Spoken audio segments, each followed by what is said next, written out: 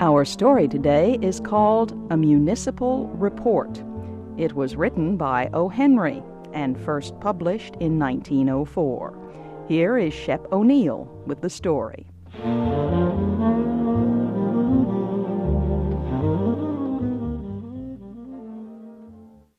It was raining as I got off the train in Nashville, Tennessee. A slow, gray rain. I was tired, so I went straight to my hotel.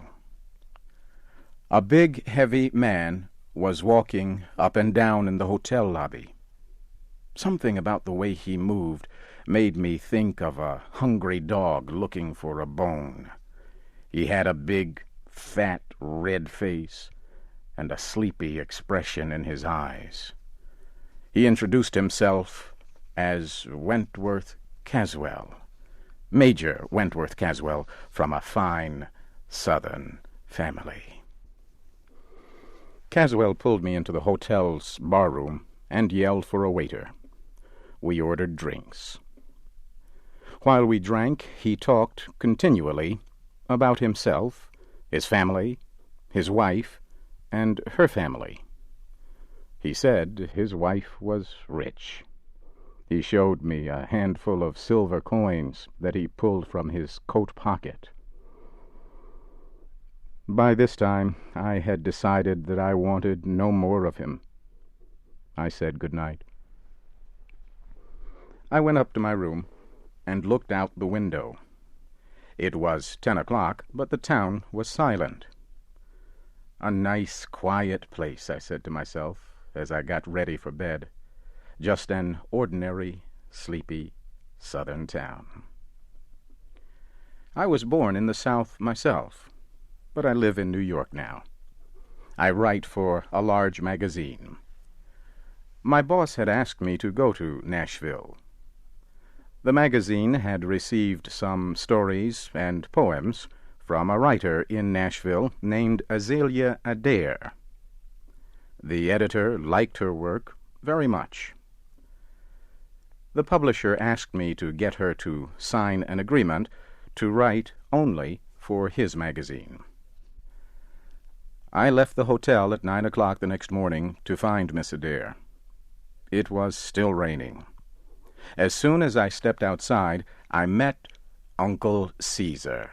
He was a big old black man with fuzzy gray hair. Uncle Caesar was wearing the strangest coat I had ever seen. It must have been a military officer's coat. It was very long, and when it was new, it had been gray. But now, rain, sun, and age had made it a rainbow of colors. Only one of the buttons was left. It was yellow, and as big as a 50-cent coin. Uncle Caesar stood near a horse and carriage. He opened the carriage door and said softly, "Step right in, sir. I'll take you anywhere in the city." "I want to go to 861 Jasmine Street," I said, and I started to climb into the carriage. But the old man stopped me. "Why do you want to go there, sir?" "What business is it of yours?" I said angrily.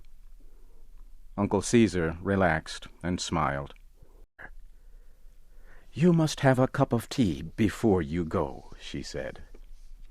She shook a little bell on the table, and a small black girl about 12 years old ran into the room. Azalea Adair opened a tiny old purse and took out a dollar bill.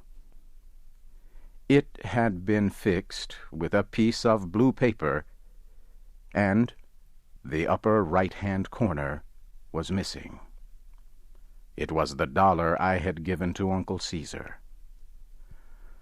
"Go to Mr. Baker's store, Impey," she said, "and get me 25 cents worth of tea and 10 cents worth of sugar cakes, and please hurry." The child ran out of the room. We heard the back door close. Then the girl screamed. Her cry mixed with a man's angry voice. Azalea Adair stood up. Her face showed no emotion as she left the room. I heard the man's rough voice and her gentle one. Then a door slammed, and she came back into the room. "I am sorry, but I won't be able to offer you any tea after all," she said. "It seems that Mr. Baker has no more tea. Perhaps he will find some for our visit tomorrow." We said goodbye. I went back to my hotel. Just before dinner, Major Wentworth Caswell found me. It was impossible to avoid him. He insisted on buying me a drink, and pulled 2 $1 bills from his pocket. Again, I saw a torn dollar fixed with blue paper, with a corner missing.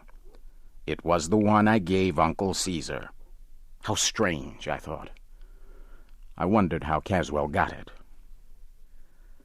Uncle Caesar was waiting outside the hotel the next afternoon.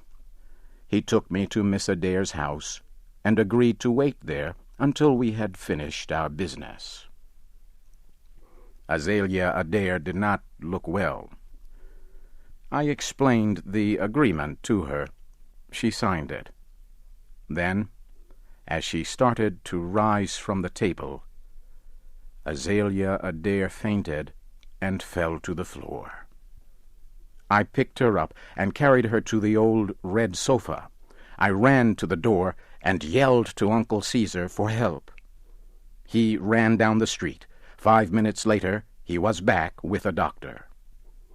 The doctor examined Miss Adair and turned to the old black driver. "Uncle Caesar," he said, "run to my house and ask my wife for some milk and some eggs. Hurry." Then the doctor turned to me. "She does not get enough." I went into the room and gave Azalea Adair $50. I told her it was from the magazine. Then Uncle Caesar drove me back to the hotel.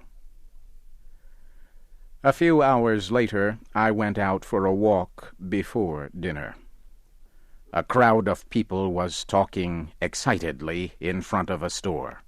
I pushed my way into the store. Major Caswell was lying on the floor. He was dead. Someone had found his body on the street. He had been killed in a fight. In fact, his hands were still closed into tight fists. But as I stood near his body, Caswell's right hand opened. Something fell from it and rolled near my feet. I put my foot on it, then picked it up and put it in my pocket. People said they believed a thief had killed him. They said Caswell had been showing everyone that he had $50, but when he was found, he had no money on him. I left Nashville the next morning. As the train crossed a river, I took out of my pocket the object that had dropped from Caswell's dead hand. I threw it into the river below. It was a button, a yellow button, the one from Uncle Caesar's coat.